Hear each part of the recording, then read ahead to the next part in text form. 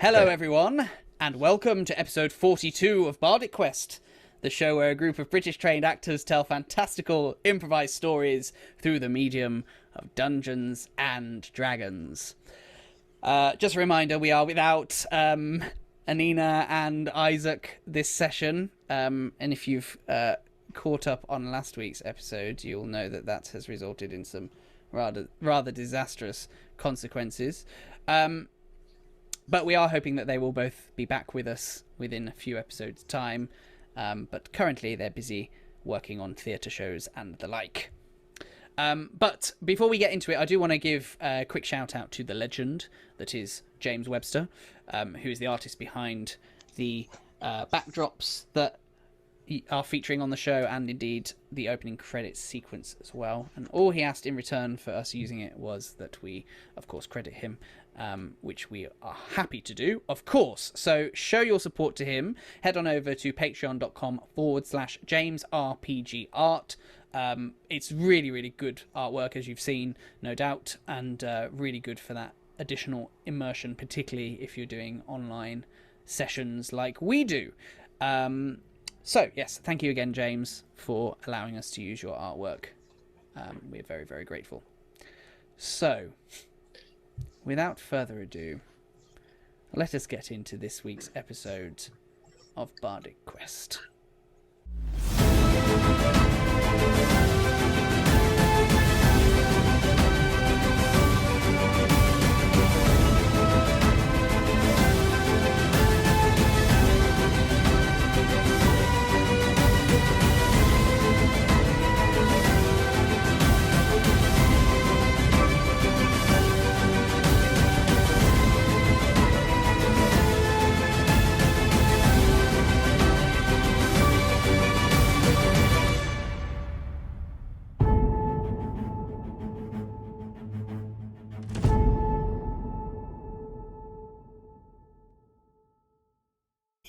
Last time,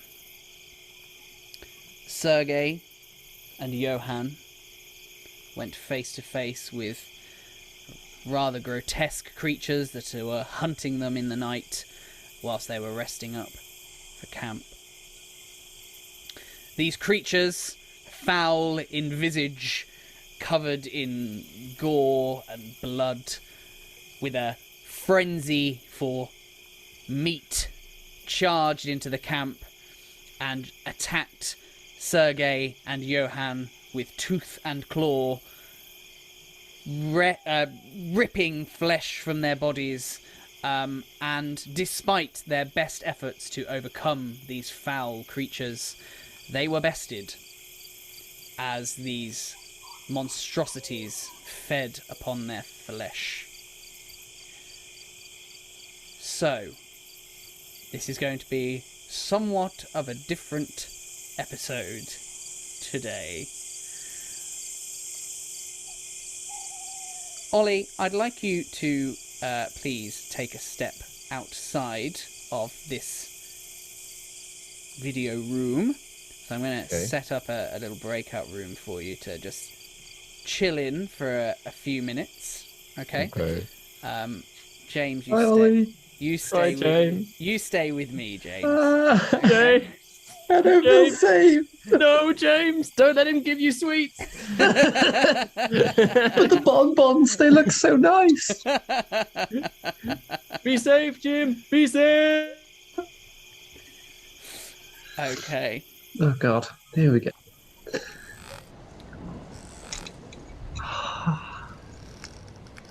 You cruel, cruel man. You awaken in a very familiar setting. You are below deck on a ship. A ship very, very familiar to you. Does this ship have a name?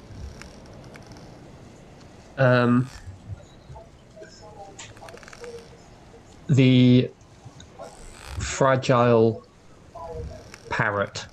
You are below deck on the Fragile Parrot.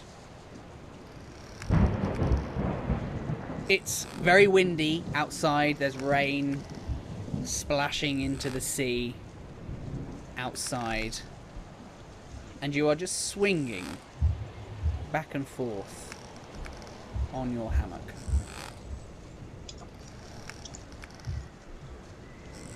The wind is blowing, there's a storm outside. The ship is rocking back and forth, and you can smell the salt that's splashing against the side of the ship. And as you are swinging about in your hammock, you start to hear a little tune in the air. One that's very familiar to you. Just blowing on the breeze.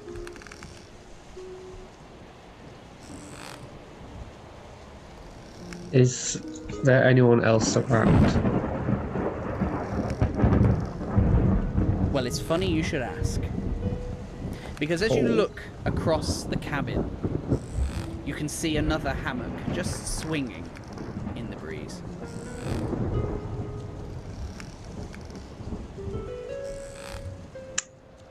Am I in a hammock as well? You are also in a hammock, yes. I'd like to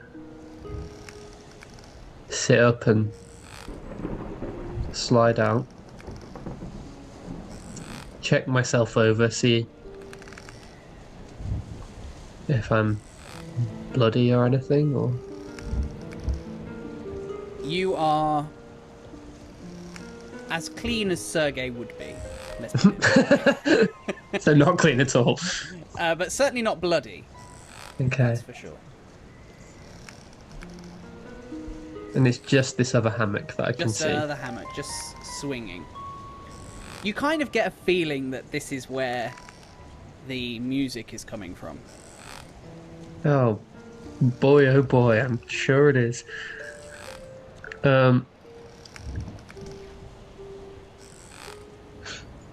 I will start to walk towards the hammock. Do I have the music sheet on me? In my inventory? You do. I will then therefore take it out and just hold it close to me. Okay. And as you do so, the music on the wind seems to get louder.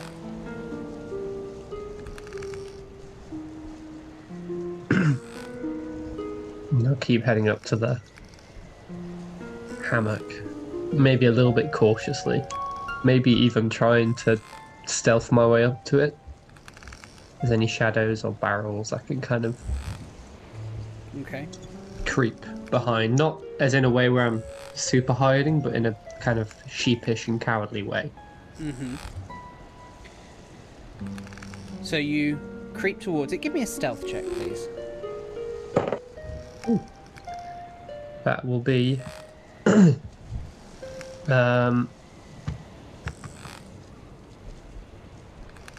18. 18. You hide behind some crates and some barrels, just not taking your eyes off this hammock that's just swinging. Terrifying. And as you get closer, it becomes incredibly clear to you that there is definitely somebody in that hammock.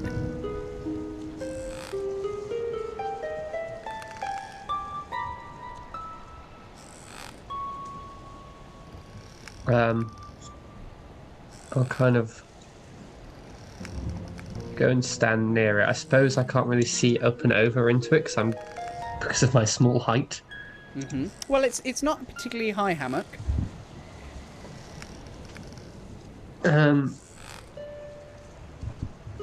I will go and look into the hammock then. Okay. You get closer. You kind of come out of your hiding spot.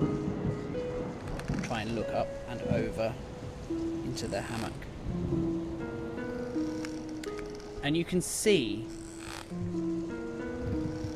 in the hammock a small boy.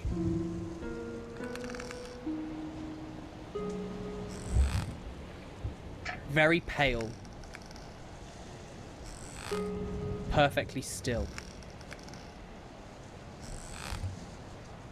In fact, its skin almost a dull shade of grey rather than the bright pink colour you would expect from someone so young.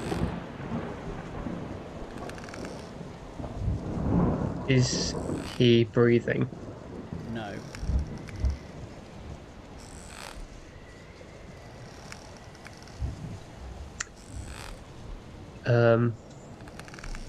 Can I still hear the music? Yep. Okay. Hello.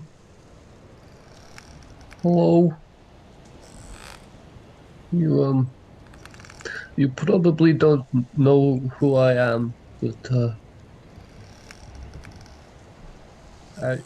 I just want you to know that I'm making sure your family hears what you made. I didn't mean to. I'm trying to find them, but I do not know where to look.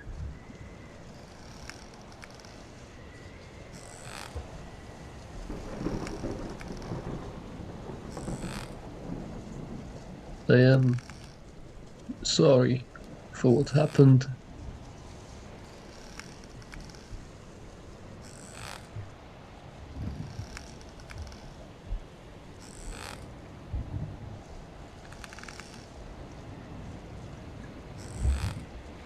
And then I would like to take out with the music sheet. Do I have my lute on me? You do. And I therefore take the lute out and start playing the music to the boy. See, I've been learning the song.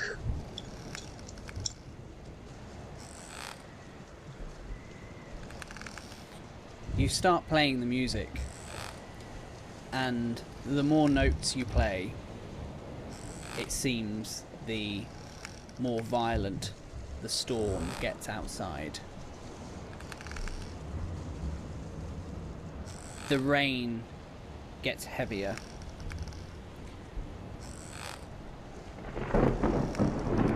And the more you play, the more the wind howls. The thicker the foam splashing up against the water, the side of the ship gets. The waves and the ship starts rocking, swaying, almost making it difficult for you to stay stood. But you persevere,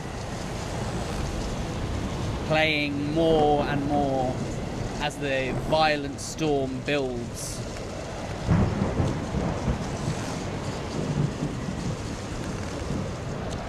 And then your song comes to an end.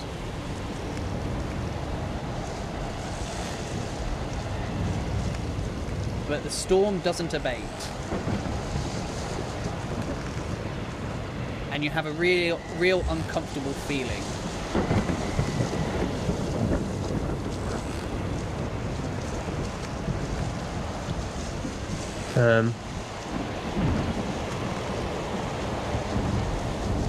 Is there a way up onto the deck? There is. But as you turn around looking towards the steps leading towards the deck, you see the same boy stood right behind you, staring at you. An almost lifeless look in its eyes, its skin incredibly grey, and blood trickling from its mouth in significant quantities. The boy stares at you and says, in an innocent but terrifying voice, "You will not be forgiven." At which point, You wake up. James, could I ask you now to enter the breakout room?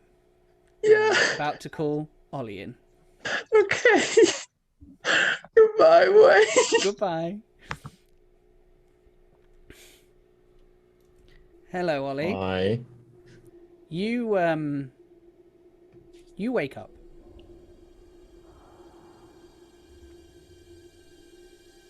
Surrounded by trees and mist. Okay. You're in a camp. Your camp. In fact, you can see Sergei sat, staring into the campfire. I approach him. He doesn't notice you. He just continues to stare. Master Halfling. I take a hand to his shoulder. Sergei? He doesn't react. I try and shake him gently. Sergei. Nothing. Try and turn and look at his face. He's got a very distant look. Sergei. What happened? What happened to the zombies? What happened to you? Where are we? He doesn't reply. Sergei! Come on! Come on! What's happening? Where are we? You hear a voice behind you say, "He can't hear you." Draw a sword, points it at the direction of the voice. Oh, you won't need that. Who are you? You turn around and you see a familiar face. Anastriana. What are you doing here? I've come to check in on your quest. It was going well. We were ambushed by zombies in the night. We did not fare well. We both took many injuries. I collapsed, and now we're here. Where are we? She just walks towards you and puts her finger to her lips, telling you to be quiet, and just sits you down on the ground. She says, "A matter for another time, I think." She pushes against your chest and lies you down. What is this? Why are you being like this? What's going on? I'm being like nothing. I just needed to see that your quest was going well. I'm concerned about you. You put a lot of pressure on yourself. A lot of pressure to succeed and do the Brethren's bidding, but I need to be sure that you can succeed. Of course I can succeed. I Can grab you? her by the scruff. Say, what is this? This isn't real. None of this is right. None of this feels real. What is this? She puts her hand on your chest, and then she puts one knee over your one arm and her other knee on your other arm, pinning you down. What are you doing? I'm just checking. Do you think you have what it takes, Johann? Do you really think that you can win against all of these powerful creatures that we have committed ourselves to destroying? Can you do it? Do you have what it takes, Johann? I used to. I used to think I could do anything. Now I don't know. And what are you willing to do to destroy them, Johann? I will do what I have to. I always have. To what extent would you go? How far would you go, Johann? Why do you speak in riddles? Speak plainly. I am speaking plainly. It's a simple question. How far would you go? When you say anything, Johann, how far would you go? I will investigate. I will interrogate. I will. And what if that's not enough, Johann? It's always been enough. I've never had to do more than that. If people get in my way, I kill them, but not excessively. I try not to harm the innocent or those who do not wield magic. She sighs. She says, your principles will be your weakness, Johann. These are powerful beings. They have proven that again and again and again over the centuries. It will take more than interrogation and a blade to destroy these things. You know that. That is why the Brethren have failed to do what they must. Do you see this? Yes. I have many like it.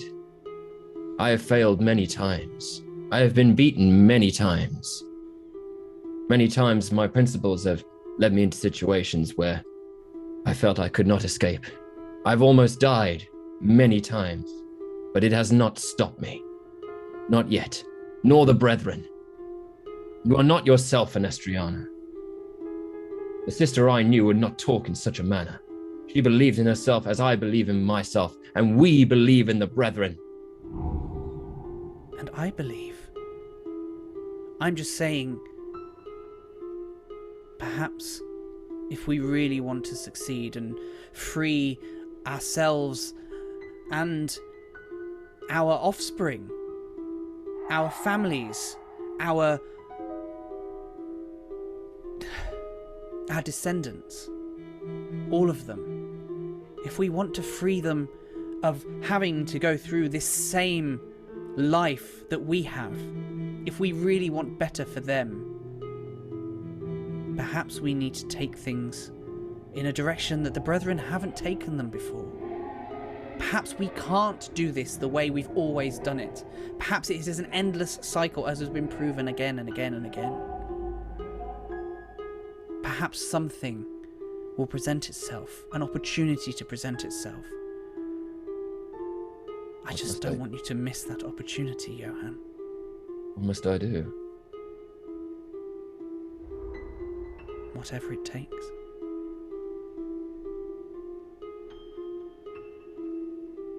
Do not like where this path leads. Salvation?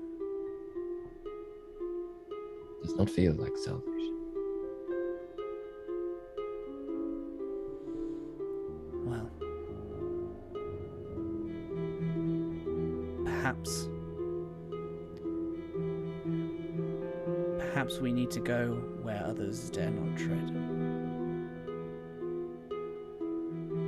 And she gets up from on top of you, and she turns and starts walking away into the woods.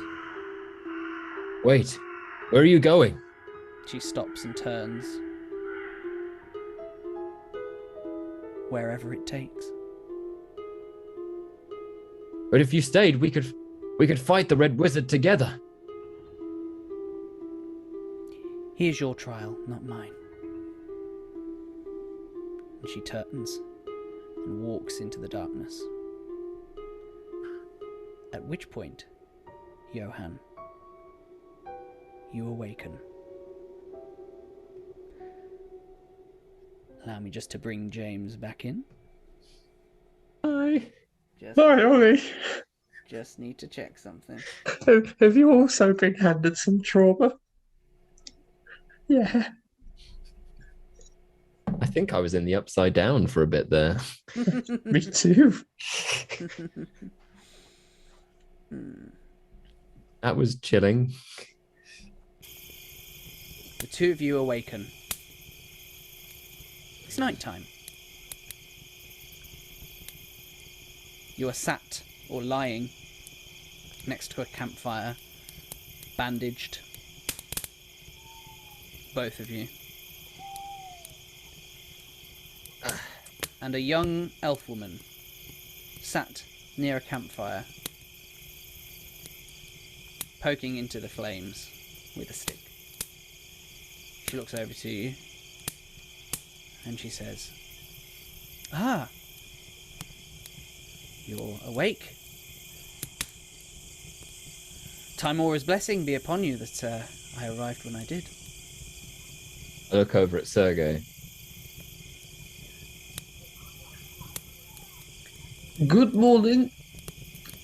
Do we recognise this woman? You do not. I reach for the hilt of my sword. Please don't be threatened by me. I wouldn't have rescued you just to kill you. That would be foolish. Excuse me, it's the ashes. Bless you, Johann. Where are the... those things. Oh, they took what flesh they needed from you and then were satiated, I think. I'm quickly going to check every part of my body, to do a quick roundup. Sure. Head count of the old flesh. I lock my eyes dead on her. Sergei, as you're kind of checking, you do find actually you have somewhat of a festering wound on your leg. Ow. This is actually going to reduce your hit point maximum by 1 for now.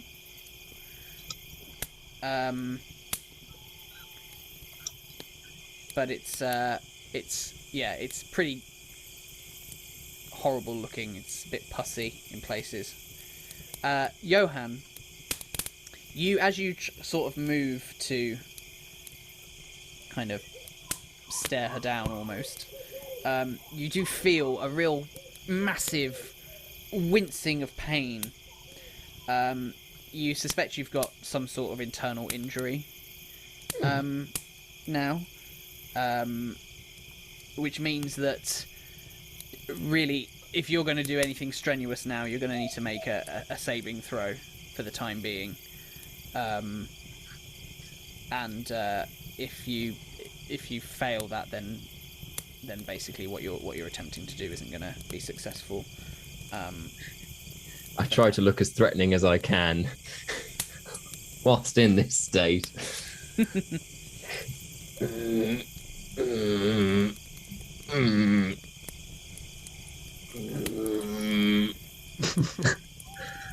Are you okay? Yep. What happened? Oh, I stabilized you both. I could provide you with some degree of healing, but my powers are limited for this evening. I mean, I'm happy to heal one of you, but the other will have to wait until tomorrow. Heal the halfling. No, Johann, you take it. I'm fine. I do not want it. Neither do I. Quite frankly. There you are. There you have it. We are happy as we are. Well, I mean, I must insist it would be wrong of me not to heal you of your wounds if I'm capable. You've already lost a day. I don't think another would be worthwhile. Why help us? Why have you done this? Well, perhaps that is something for us to discuss tomorrow, but for now, please, allow me to heal at least one of you. And she walks over to Sergei, and she just places a hand upon you, and she casts Cure Wounds. Oh, look! I can do that as well. As you feel the wound start to heal itself. There. Oof. Thank you. Now, oh, please. Name's Sergei. Round here I'm called Sergei. From the seas they call me the Whaler. And it's not because I catch.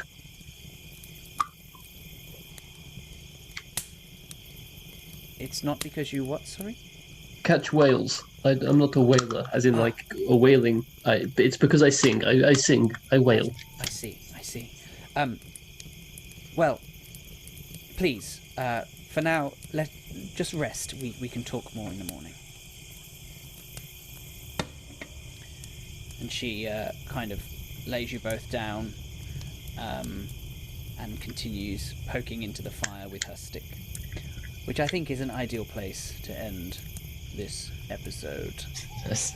I'm just like, I'm lying in my sack, but I'm staring, like, you know, like an angry sibling, sulking in the night.